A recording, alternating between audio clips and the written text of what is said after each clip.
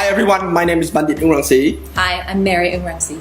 Today we're going to talk about one thing you should never say to your loved ones, and that includes your spouse, your family, your parents, your daughter and son, your friends, your co-workers, everyone.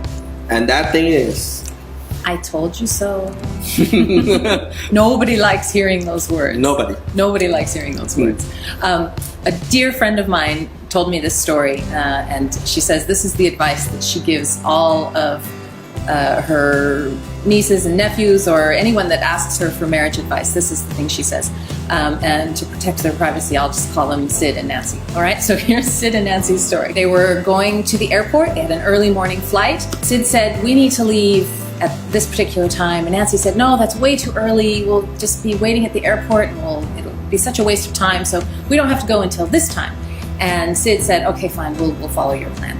So they leave at the slightly later time.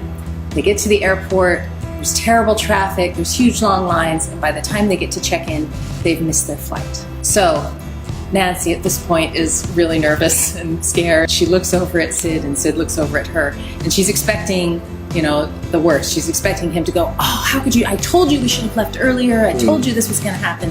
But instead, what does he do? Sid turns to Nancy and says, so, what should we do? Right. And immediately she feels this wave of relief because instead of him attacking her, he's put them on the same team. Right. They're a team. They're going to solve this problem together. He's not better than she is. She's not better than he is. They're working together. And that one act of compassion, because it is a compassionate act, that one act of compassion does so much to help them feel like a team, to help them have a strong relationship. And I think that's I love that story. It's one of my favorite marriage stories of all time. Right. And actually, it brings things from the past, focusing on the past, like, oh yeah, somebody is at fault. You made this terrible mistake and we're going to assign blame and we're going to focus on what's happened already. Right. Instead of that, by saying, okay, what do we do now? Right, you What's bring the it plan? to what? The now. The present. You bring it to the present and you focus on what to do in the future.